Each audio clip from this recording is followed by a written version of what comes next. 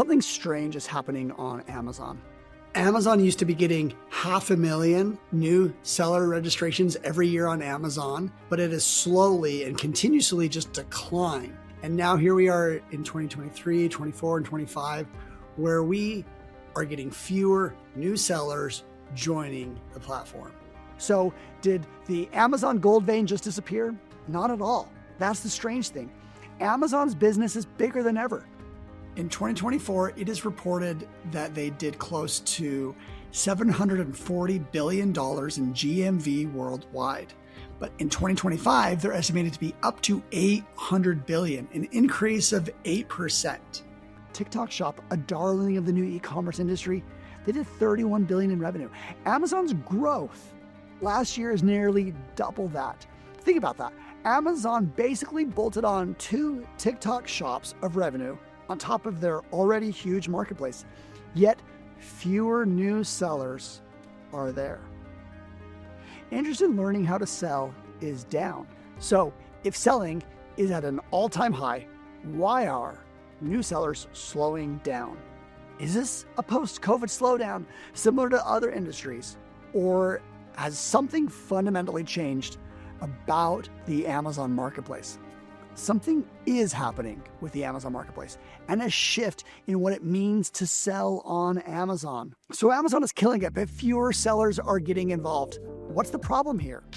If new sellers aren't showing up, if new brands aren't breaking out, then who is responsible for this revenue growth? I run a company that researches Amazon Marketplace revenues across millions of sellers and brands. The data I'm going to discuss shows that this is not a post-COVID hangover. The data is unmistakable and represents a shift in e-commerce and the Amazon Marketplace. There are 2 reasons why new sellers aren't succeeding. There are 2 directions why the marketplace has shifted. Without these 2 reasons, you'd be seeing more new and young entrepreneurs on the marketplace. So we have first the big multinational brands, big companies. Then we also have Chinese sellers. These are manufacturers that are going straight to selling on Amazon without any middlemen. And these little guys, these are the little new sellers, they're struggling between these 2. Before I get into the Amazon Marketplace changes, I want to go over just who the new seller is. Well, in 2013, it was me.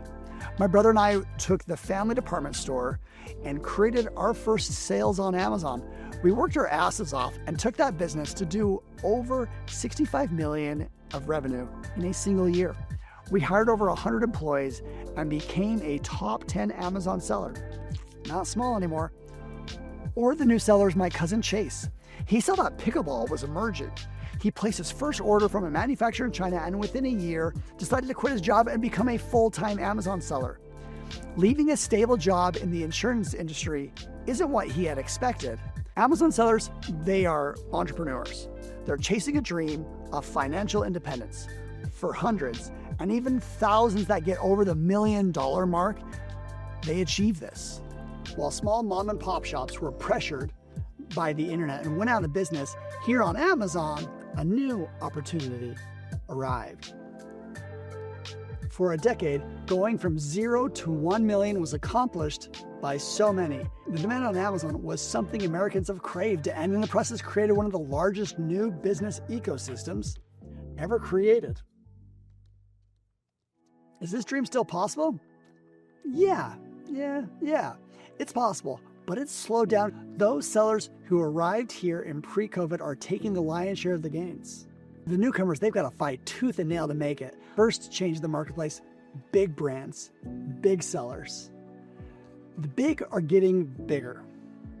There's been a mass professionalization in the industry. Companies with hundreds of employees, all employed for winning on the Amazon marketplace. These companies are filled with supply chain experts, graphic designers, PPC experts. Large sellers are growing at a faster rate than any other cohort. More sellers are making it to the $100 million range over the past few years than any other grouping. Similarly, the $10 million size sellers have more than doubled. We see the other cohorts from 2021 and 2025, even though it takes an order of magnitude more revenue to graduate to the next level, the higher cohorts are growing at a higher percentage. There are 350% more $100 million sellers. There are 112% more $10 million sellers, but there are only 49% more $100,000 sellers. A lot of people were doing wholesale big time, right? Or even reselling, where they were buying these big brands at either wholesale or even retail prices, and they were able to mark them up and sell them on Amazon. Well, these big brands have gotten smart and they realize like, wow, a lot of traffic is happening on Amazon. A lot of the big brands now are on Amazon themselves. And they've gotten their brands gated. And they've cut out all the small sellers that were sourcing their products and selling them. The big aren't just getting bigger. They're getting bigger faster. You don't need to look any further than the largest Amazon seller in the world, Pattern. Mind-blowing that a seller with over 90% of the revenue coming from the Amazon marketplace can grow to the size of a public company. If you look at the revenue growth over the past 4 years, it shows a steady rise. This steady growth, this predictability is what makes them a company that actually will succeed on the public market. But the point is that if one seller at the top of the food chain is able to stack on hundreds of millions year over year, it shows you that more revenue is getting accumulated by fewer sellers. The pie is getting bigger, but cut into fewer pieces. 10 years ago, companies like Johnson & Johnson and Procter & Gamble couldn't be bothered to focus on the Amazon marketplace. Now they're increasing their staff, increasing their advertising spend, all to make sure that name brands that you know, like Tide and Gillette, become center stage. They're moving their TV budgets to Amazon. And we see in the Smart Scout graphic that they are getting bigger in 2025. Now, if this were the reason alone that it's hard for new sellers, I think that new and hungry young entrepreneurs could still play this game. They could show up and find opportunities. They could play in the niches not yet figured out by large brands and sellers. This is where shift number 2 comes in. Another player that has come to take their lunch money. This force is the opening of the Amazon marketplace to the Chinese seller. Before Amazon permitted Chinese businesses to sell on Amazon, they were simply manufacturers. New sellers would come purchase a product from a manufacturer, turn around, and market the product on Amazon. This is a path found by tens of thousands of sellers. But in 2017, this changed. These manufacturers decided to skip the middleman and start working and start selling directly on the Amazon marketplace. We laugh at their comically bad brand names, but their bargain prices leave no one laughing. If we look over the Shenzhen area on Smart Scout's map, it looks like Christmas. Every dot here represents $1 million seller. Holy sellers, Batman! There's an explosion of activity from China. You could call it a gold rush. It's hundreds and thousands of sellers. Each dot is either a manufacturer or a business representing a manufacturer. They're hungry for revenue. In the past 8 years, they have taken entire categories by storm. Whether it's t-shirts and apparel or hair wigs and e-bikes, they're entirely cutting out US sellers sourcing products from China. In fact, a look at all these products from Chinese sellers versus US sellers shows that their prices are on average 10% lower than US sellers. Take a look at some of the fastest growing brands on Amazon over the past year. Names like Zealous, Fantic, AXV, Oaklar, Hello Baby. You've probably never heard of them. They're not household names, but they're pulling in millions, scaling faster than almost anyone. Zealous, a weighted vest brand, grew 1,053% year over year. Fantic's Slim V8 Apex car vacuum, over $10 million in the last 12 months, growing at a clip of 411%. AXV's vibration plate hit 11 million with nearly 400% growth. Oaklar's blood pressure monitors pulled in 13 million, up 356%. And Hello Baby's no Wi-Fi baby monitor, 29 million, while still growing at 180%. See, when you look at categories like arts and crafts, cell phone, clothing, and tools being taken over, you shouldn't be surprised. It's the natural outcome of an ecosystem where the manufacturers themselves become the sellers. This is why the dream feels harder to chase today. It's not that opportunity disappeared. It's that competition professionalized, industrialized, and started playing the game at a different, cheaper speed. They don't follow any rules. So where an average brand might have in the US one account, and if it gets suspended, they're done. In China, it's standard to have 10 accounts. And the second you get suspended, you just rotate over to those other 9. And they spend a lot of their time skirting rules, doing review bombs where they bust a brand with 100 fake reviews at 1 star and the product tanks. Even if you get them removed, the damage is already done. You've lost your ranking. It's taken you weeks or months to resolve something like that. Even if you sidestep the mega sellers and dodge the Shenzhen stampede, there's still a boss battle waiting for you. Amazon advertising. The game has changed. Back in 2015, you could get top search results with a half-decent listing and a sprinkle of reviews. Now, visibility costs money. It costs cash.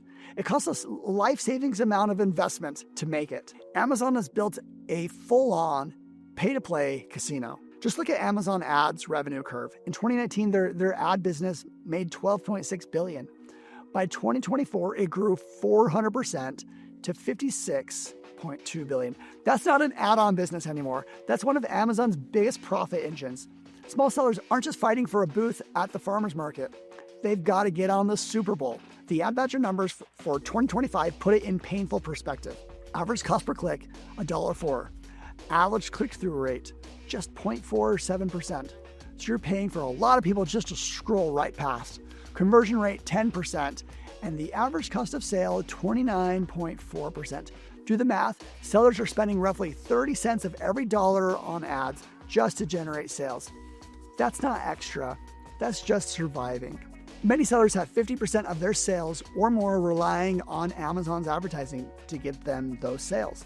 Experts suggest you'll need about 10 to 20% of your revenue to go straight back into ads machine to get your next sale. What does this mean for a new seller trying to launch? It means you're walking into the arena with heavier weights strapped on. Launching a product used to cost $3,000 to $5,000, not bad for starting a dream business. Now many believe you need $20,000, $25,000 just to start. And it's not just the raw costs, it's the sophistication of the tools. Amazon has stacked up DSP, AMC, sponsored brands, sponsored display, sponsored video. Basically, an ad alphabet soup that's built for enterprise players, not scrappy startups. New sellers are expected to show up to the fight with pro-level playbooks, dashboards, and software stacks that can automate PPC bids and start to look like Wall Street trading desks. So here's the reality check. Launching on Amazon is about budget market fit. If you can't afford to fuel the ad machine, your product might as well not exist. This reliance on advertising is a game large businesses play well. They have the tech, they have the capital to invest. They can show up with a grenade launcher to a knife fight. The internet and Amazon is soaking up advertising budgets of conglomerates. Unilever, owner of brands like Dove and Liquid IV, has promised to spend more than 50% of their budget on digital ads. These hundreds of millions push out all of the new players. Jeff Bezos once said, "Your margin is my opportunity." Wow, that's not something an Amazon seller wants to hear. Over the course of 20 years, Amazon's fees have grown. They have introduced new fees. They have doubled others. It's safe to say the last 10 years, Amazon's fee increases are doubling inflation. Now, Amazon's fee changes often have a rhyme and reason. They're trying to keep the FBA program, where they ship sellers products, from losing too much money. They're incentivizing behavior from their sellers, but they're also squeezing them. They're squeezing their margins. At launch, here's what the fees looked like. The price for an 8-ounce small standard size was $2.42. Price for a 2-pound standard size, $2.99. Price for small oversize, $5.76. Monthly storage fees were 48 cents. Removal disposal fees, 50 cents. But with the growth we've seen in the Amazon marketplace, these numbers, they've only grown. Now we're looking at the price for an 8-ounce small standard size, $3.43. The price for the 2-pound, up to $5.87. Price for smaller, oversized 2-pound products, $9.99. And the monthly storage fee is 78 cents. The removal fee is $2.80. We're looking at a 90.9% increase from 2006 to present.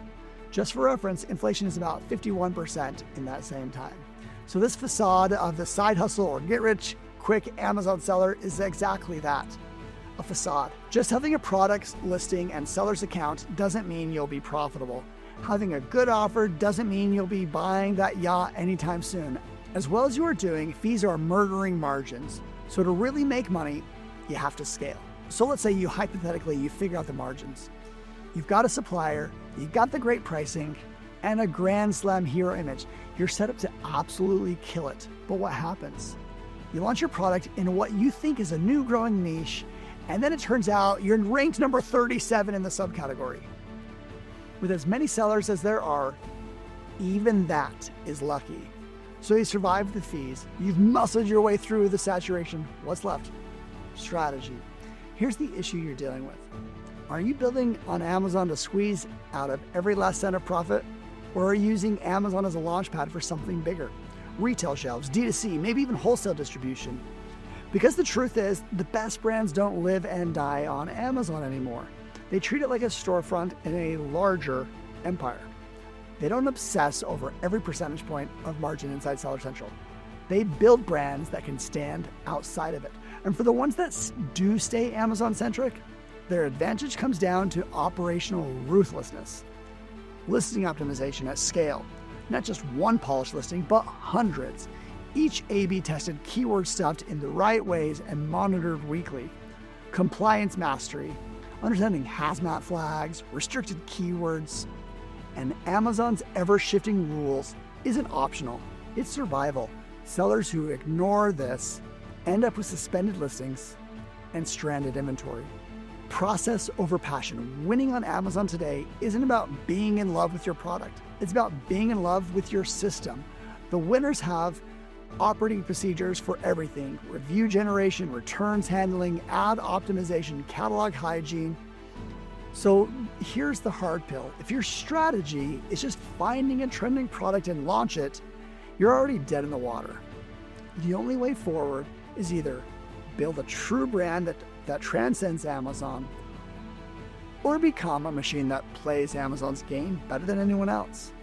The irony is that both paths take more resources, patience, and expertise than the average side hustle seller ever dreamed of.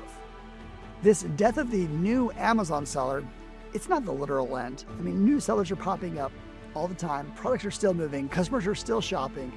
But the idea of the seller we all once believed in, that scrappy entrepreneur with a clever idea, some hustle, and a supplier on speed dial, that seller is gone.